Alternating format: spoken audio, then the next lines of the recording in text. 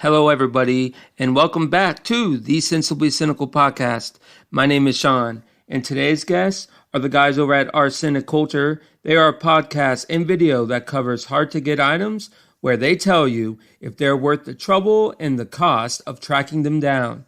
The co-hosts are Matt, Jeff, and Jason. These guys are out of Kentucky. Amazing podcast. Check it out wherever you get them. So here's my interview with Matt, Jeff, and Jason of Our Cynic Culture. All right, with me on the line, they are the co-hosts of the Our Cynic Culture Podcast. Jeff, Jason, and Matt. What's going on, guys? What's up, man? How are you doing? All right, I got all three names right.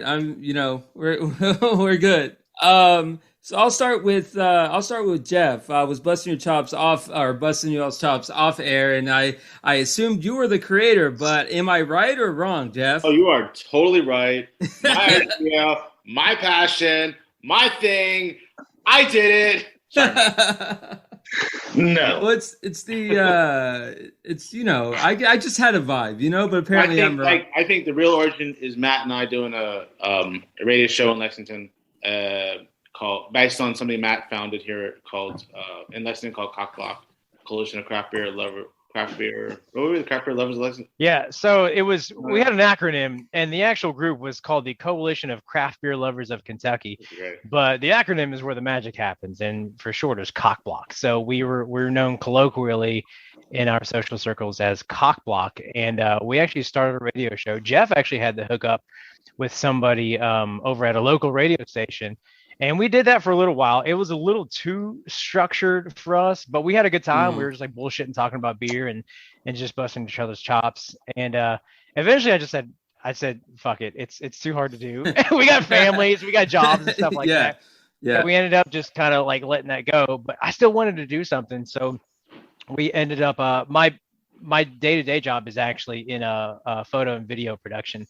And I was like, dude, I just want to do something on our own time. So me and Jeff talked, and Jason is one of our best friends. We go way back, and we're just like, we had him on the radio show one time, and he didn't say one word. We did. We had Jason on the radio show, and he was just like silent the entire time. It was your damn show. I didn't know what to say. He didn't refer it to me. He didn't want to intrude, True. Yeah, no, but that's why we brought him on, was to intrude. But Jason, honestly, when it comes to we do a little bit of everything. We're pretty eclectic, but when it comes to bourbon, Jason is obviously the most knowledgeable.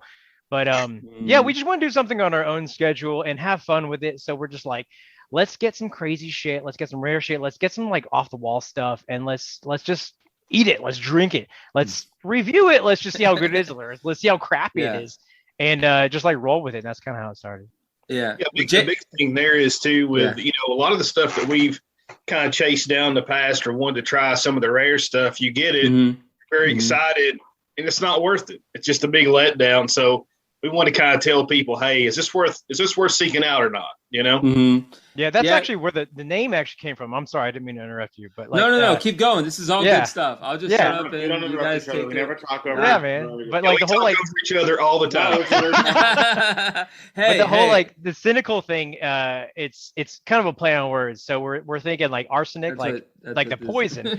Yeah, and it's it's just how poisonous our attitudes can be towards different things in society. So we're thinking it's arsenic, but we are cynical about it. So it's our cynic culture, our cynic culture. And we just kind of went with that. So, yeah, I had a co-host back in the day, and it was basically, pro, positive, negative, sensibly cynical. There's not much concept to it. Yeah. So Jason, after hearing all that, are they 100% correct? Are they telling the truth on how it started? You can't believe either one of them, but I'll go ahead and just say that for sake of time that it is true. It's true. Yeah, that's actually it. So we got together and wanted to come up with some ideas and stuff for names, threw a few around. Matt was the one that had the name for this one, so we decided on it. He helped us with the logo. We got it going, and here we are. Yeah. So based on, I heard Kentucky a few times. So are you guys all from Kentucky? Is that correct? I'm from Breathitt County. You're from what? You are not. Oh, you guys are all Kentucky. I'm from Eastern Kentucky. I am from back in the hills of Eastern. That's right. Oh, okay. Yeah, we all live in Lexington. We're Central Kentucky. We all honestly live within like 15 miles of each other. 15 miles. That's a lot. Closer. 25. So I'm right in your house right now, Matt. Look. So before we continue on with the podcast, what is one stereotype of Kentucky that you want to correct? If you do want to correct any of them. I like them all. Yeah. There's no stereotype that's like, oh, that's not true. No, they're honestly, they're all pretty spot on, man. We burn couches. I don't think I've ever heard anything that I just blatantly disagree. We invented the high five. What else? I mean, they kind of underestimate us, right? Don't ever turn around in someone's driveway. There. That's dangerous. Hey, the Wildcats come on strong, you know. I mean, yeah, but we sucked in basketball this year. Oh my goodness. Yeah. I'm a Florida boy, so we have a little bit of a riverry. Hey, you need to talk to Jeff about that. Go Gators! Well, yeah. Oh, yeah. My brother was in the band. Yeah, so we got. Yeah, so that's cool. So yeah, you guys already laid out. Obviously, told me the description. So who decides on the episode topic? Like, is it a community effort? Is it like a group chat? They won't let talk about how the episodes come together. I guess Jeff. They don't let me do anything. They yell at me. Honestly, that's true. Yeah. Jeff's right. Usually we'll all get together and we'll try to figure out a topic, and then whatever Jeff says, we just tell him to shut up. But honestly, it's like we do a lot of food, we do a lot of bourbon, we do alcohol in general, we do a lot of consumable stuff. Jason has $15,000 worth of bourbon in his basement. So. I have been to Kentucky. I did the whole, whiskey thing that everyone does. Yeah, the Bourbon Trail. Yeah. I call whiskey. Wait, what? This is Maker's Mark. Nice. Yeah, man. 46. The little upgrade, not the regular Maker's Mark, the 46 or whatever. That's nice. I like that one. I saw a lot of are you guys lean towards alcohol, or is that just a coincidence on what's happened? That's more just kind of a coincidence because we're probably all closet alcoholics.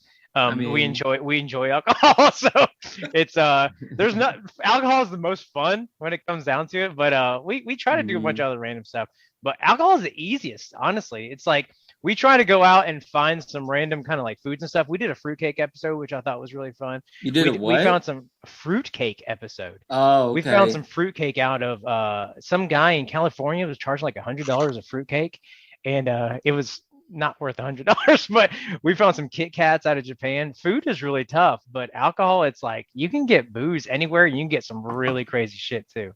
I mean, yeah, I went to the liquor store today and they don't sell anything past 151.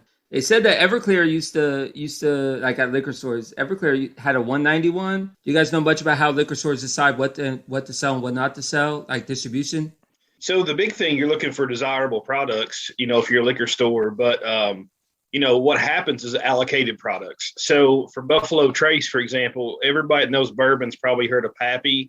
That's strictly allocated. So it's based on how much Buffalo Trace product that you sell. And their parent company is Sazerac. So Buffalo Trace itself, you would see some bars even that would have that as their well pour, just so they can get access to the better bottles. But that's actually not the case now because Buffalo Trace regular is also allocated. So the way that liquor stores and bars get the better bottles from Buffalo Trace is they have to buy a shit ton of Fireball. So the place that sell a lot of Fireball, that's who has the better bourbon for Buffalo. Yeah, Fireball is like that's some dangerous shit. Yeah. And so is Jason drinks 2 bottles a night. You guys probably haven't had this, but so is Rumpleman's. You ever heard of that? Oh, fuck yeah. I've heard of that. Yeah. That shit should not be legal. Yeah. It should not be legal. Yeah, we love for a while they carried Fireball in like a wine box. Like, how you can get like wine in a box? And they did Fireball the same way, like whiskey in like a 3-liter like bag. That was not dangerous at all. Yeah, I've told this story before, but my buddy, I was doing stand-up for the first time. And I ended up like taking, my buddy gave me this shot and I'm like, all right, get me loosened up or whatever. And I'm like, all right, oh, what is this? Like Fruit Loops, give me another one. And then dude, I'm like, all right, cool. I got 2. And then all of a sudden it's like one of those like time delays. Yeah. Oh yeah. That like all of a sudden it's time I kept telling the promoter to push me back. He's like, oh, I can't put you on last. I actually paid the last guy. So he's like, oh, you can fuck up the time before, and I'm the one that's awesome. And I invited like 15 people because it was like I was excited about my first time stand up. Yeah. So I'm so fucked up. My buddy ended up handing me my notes. I'm like reading the notes off the fucking stage. I'm like, that's awesome. It was like an episode of MTV True Life, you know? Right, yeah. As long as you waited to go backstage to puke, then you're all good. No, man, that's good. That's good stuff, man. It's good stuff. Good, so, yeah. If there are people that haven't listened to the podcast, what's a good starting episode? Matt, you got one? We really, again, we lean heavy towards the booze, and it's fun. And honestly, we're pretty loose by the time we, get into them. We just did one recently with an old, what they call a Dusty, which is like an old discontinued bottle in like a ceramic bottle. Oh, Wild Turkey. And we've been getting really good feedback with that one. I'll have to listen to it. Yeah, it's awesome. And we got the YouTube channel, we got the podcast also, so we got the video. You really got to watch the video because we pull this cork out, and this bottle is like 100 years old, and as we're pulling it out, the cork just disintegrates. But we have like a play-by-play of us trying to like prevent just like particles of like schmegma like getting into our bourbon, our like super priceless bourbon that we're getting ready to drink. But it's really fun. So yeah, the old school Wild Turkey Dusty episode that we put on, I think is a really good one. I like the one where we all were naked. That was a good one. Wait, what? That's not published yet, Jeff. Oh, we didn't post that yet. No, we not published that one. You can edit that part out. No. Oh man, that's awesome, dude. I'm a fan of the podcast, and I appreciate you guys doing this. This is awesome. Sure. Thanks for having us. Yeah, man. So what's you guys' thoughts? I guess Jeff, I'll ask you this. What's your thoughts on all these like reality shows? Like Pawn Stars and stuff. Like, is that correct? And people like they already own the stuff. They just act like they're coming in and buying it. Do you know anything like about those? Oh, I used to be a big fan of all those. I watched every single reality show there was at one point. What's your thoughts on all that? Do you think it's all staged? Hoarders, Storage Wars, Tiny House Hunters. I love them all. But the Pawn Stars thing, yeah, it is pretty fake. They bring in stuff that they're not really looking to get rid of. Whatever. It's a fake. They're all. I mean. That one's kind of fake, but Hoarders is better if you like Hoarders because, there's a house full of old rats and shit and dead bodies. And the person's like, no, please don't take that away. You're going to ruin my life. No, my uncle told me, I don't know if he was serious or not. My uncle told me that basically, the old guy that has like the top hat and the long beard, Mark, or I don't know his name, but he has like the long beard, and he's always the guy that they bring in to look at the item. Yeah, it's Mark. You're right. They said they found him at a bar. He was just some guy that they recruited at a bar. It's like, hey, you look smart, Oh, that's how he started. You're saying that's how he started. Yeah, I thought you were saying they recently found him in a bar like dead. No. That's how they recruited him. We should bring in an expert. I was like, this is news. This is news. It's happening right now. No, we should bring an expert on our show who like looks at the bourbon or the beer and says, that's a really rare bourbon you got there. What do you think? Should we do that? No, they recruited him at a bar, I think, or something. Oh, we have plenty of bars here. Oh yeah. So you have how many different like distilleries are there like just near you? You name the big ones. I mean, we got Heaven Hill within an hour of us. We got Buffalo Trace, Four Roses, Wild Keep Turkey. going. We got tons right here. Yeah. We're within an hour and a half of a ton. I think Four Roses is like underrated. I'm a fan of it. It's one of my favorites. Yeah. If you haven't seen it yet, back to a favorite episode. I think it was episode 24. They actually opened the new visitor center and did the oldest bottle they've ever released. It was a 20-year-old bourbon, single barrel. We actually got to try that on there too. How long have y'all been around? When was the first episode released? This was a COVID project, honestly. Like most shitty things that were born out of COVID, this was another one. We just kind of like had some free time because nobody was working and nobody was able to do anything. And we just started to get together. So I think it was actually 2021 Jason, was that right? We put our logo at 2020, but our first episode released like January. We want to just make it fun, because the thing is, once you like make it where you're trying to profit from it, not literally, but like trying to make it into something to where you can make it like a means of like income, monetize. You start to just get disenchanted with it. So we're just trying to stay attached to the fact that we're doing this because we enjoy it. But that being said, we're still kind of trying to dial it in. We're still listening to people, and like the booze we're having a lot of fun with, obviously, because like everybody does.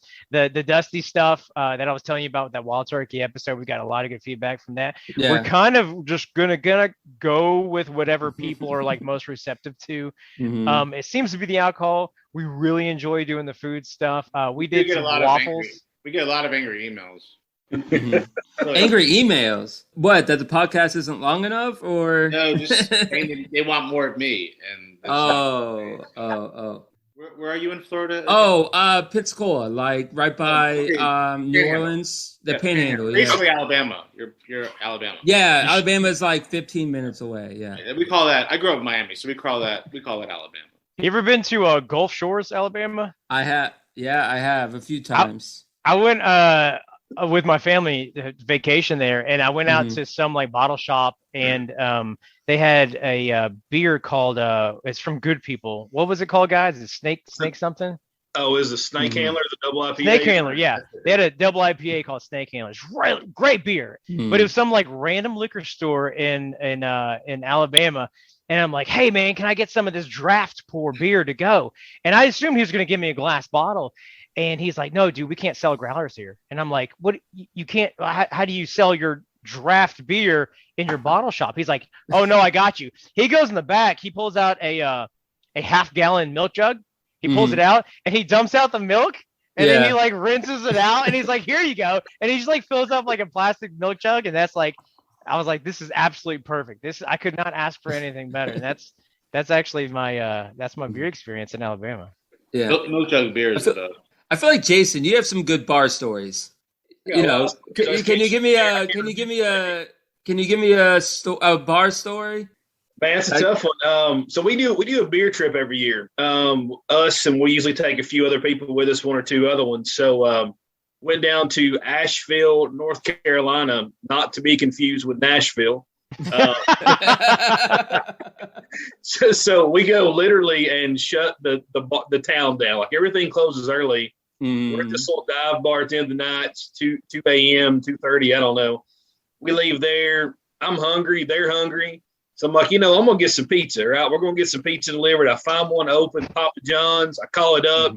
They're delivering it. They're like, what address are we going to? And I tell them, I'm like, they're like, is it close to this? I'm like, no. They're like, are you in Nashville? I'm like, no, we're in Asheville. So we had a little bit too much to drink and kind of screwed that one up. That's funny. That's funny. And then Jeff was dancing at that bar too. Just saying. Yeah. Jeff, were you present during this whole experience? I was, and there's lots of stories I just cannot tell because. You plead the fifth? I have to plead the fifth. I don't want to embarrass anybody or get arrested here. So. No one listens to this podcast anyway. So Let's get arrested, boys. Let's get arrested. I just want to say that Matt has grabbed my ass a few times. That's true. That's true. I was sleeping. So there was actually one night we were sleeping in the same bed. I'm not going to tell you how we ended up in the same bed, but we fell asleep, and I had a very vivid dream, and ended up with my hand on Jeff's ass. And I'm not going to say it was bad. There's a lot of this is a true story. A lot of bromances within bromances in this thing. Oh God, it's the most bromantic ever. Yeah, I would encourage everybody who listens to your podcast to come down to Lexington, Kentucky, and enjoy all the really good beer, and then hit all the distilleries in the area. Yeah, I do have people that listen like near New Orleans. Best tacos in Kentucky are here in Lexington, but all the great beer and bourbon you can get between here and Louisville and a little bit beyond. There's great stuff here in Kentucky. That's for sure. Yeah. Hey, Matt, what's an episode that you were like, I don't know if this is going to land, but it turned out to be one of your best episodes? Do you have one that kind of had like a low like a low ceiling, but it ended up going like past expectations? No, man. I mean, honestly, if I had to say any episode, it'd probably be one of our earlier ones. The problem with our early episodes is that so I try to do most of the AV stuff, and I'm literally just figuring it out as I go along. Yeah. So hey. our you feel me. Matt does an amazing. Matt does a really good job with the setup. In the very beginning, I had a recorder, like it was a Zoom recorder, and I just had it set up in the middle of this round table, and I just recording all of our voices, and it was just like it was picking up my fucking dog, like my kid crying, and it's all kinds of stuff, and it's like, hey, that's real life, you know, but it's like that's not like what you want on the show. But we had some early episodes that I thought were really good. I talked about the fruitcake one. We had some other stuff. I'm trying to think of some other ones, but it's just like the quality I felt was so subpar that it's like I don't want to steer people to that. Mm-hmm. But if you can get over that, check out some of our earlier yeah, me stuff. too. Like I'll have ones that I thought were going to be good downloads that they were just like, all right, when's my next guest lined up? That's exactly right. Yeah, it's like our cameras are out of focus. Like one of the mics didn't work, and I'm just like, oh my god. The thing about my podcast that's kind of tricky is I'm a one-man show, and every episode is an interview, so it's a constant scheduling. Yeah. And if I don't have a guest lined up, I go on a magic 2-week break or something, you know. Yeah. Like, oh, unexplainable, yeah. Yeah, like this I took a 2-week break before this. I have actually I'm actually getting into the music scene. I'm interviewing upcoming artists. Right, yeah. So I looked over some of your episodes, man, and I actually listened to the one about gaming and stuff, and how you're not into RPGs, man. No, I'm not. You got to get into RPGs. Matt, explain where I went wrong on that. I'm a Madden guy, so the guy you were talking to at the time was saying it's like an escape. It's like an escape. Yeah, and it's fun, dude. It's like a way to get away. And I remember in college I got big into World of Warcraft. Yeah, and like it's a huge game, dude. And like once you play that, it's just like, oh, I can forget the fact that I got a term paper due in 4 hours, or that I got like a job I got to go to in like an hour and a half. But when you play shit like that, you also don't actually do that stuff, and you end up becoming like really shitty in life. But like, I think what happened to me was I got into the Mortal Kombat, the NBA jams. I got old and moved on past games. Yeah, I love that too. NBA Jams, dude. NBA Jam is my jam. I know Jason plays that too, man. They're bringing it back, or they brought it back. I think. Maybe I think they did. Yeah, I'm like old. I'm old now. I'm not in tune with it anymore. So. What's your favorite RPG game? For me, like back in the day, I played Final Fantasy to death. I played, but like now it's like I don't know. Did you ever play like the Zelda on Nintendo Switch? Not Nintendo Switch, one? But I played Zelda, like old school Zelda, but yeah, like the old school. The new one on Nintendo Switch is one of the most like mind blowing things I've ever played, and it's cool because you can do it on your own time. And I love playing like Madden. I love playing sports games, but like I get old. Like, dude, I'm 40. It's like I got a job. Like I was working up to 2 hours up until this podcast. You know, like oh, you're 40. Are you being serious? Yeah, legit. You don't look for it. You don't look 40. I know everybody says that. I'm cool with that. I'm 35. I don't look 35. Yeah. Right on, man. High five. No, that's badass. Yeah. So, how about we log out? How about we take a break? How about we take a break, and we'll be right back for the end of the episode with the Our Cynic Culture Podcast. Hey there, y'all. It's your boy Sean, host of the Sensibly Cynical Podcast. I hope you are enjoying this interview with the guys over at Our Cynic Culture Podcast. Coming up May 1st, the On the Come Up interview series. I'm excited to start it off with Haley Wild. She's an amazing artist out of California. So make sure you subscribe to the podcast wherever you get them, and don't miss an episode of the On the Come Up interview series. Now, back to my interview with Our Cynic Culture. All right, so Jason, what do you guys got coming up on the podcast? And we got quite a few topics coming up. I think the next one, I think we're looking at something food-wise is the next one we're going to release. Some cookies, actually, that very hard to get, had to get on a waiting list. Jeff actually got us on this one and brought those to the table. So you have to check that one out, too. Pretty interesting. Hey, Jeff, can you give us a little teaser? They are the only Vietnamese bakery in New York, in Brooklyn. And so there's a waiting list of thousands of people to get these cookies, and we had them, and we tried them, we talked about them, and I was funny. And just look how enthusiastic. And listen. You can tell how funny he was based on how funny he is now. In his defense, it's almost 9:00, so I get it. He's on a random podcast at 9:00, so I get it. He's also 82 years old, so it's like his bedtime was like 12 hours ago. Thank you for thinking of me younger than I really am. All right.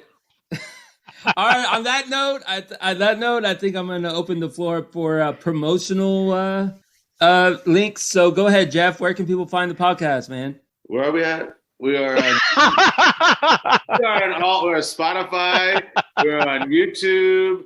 We are on Apple. Honestly, Jason is he's our marketing go-to guy. Like all right. So Jason, plug the podcast, man. We're very active on Instagram. We're very active. We're getting active on TikTok. So we've had some pretty good engagement there. Kind of surprised on that one. Really didn't know anything about that forum, but.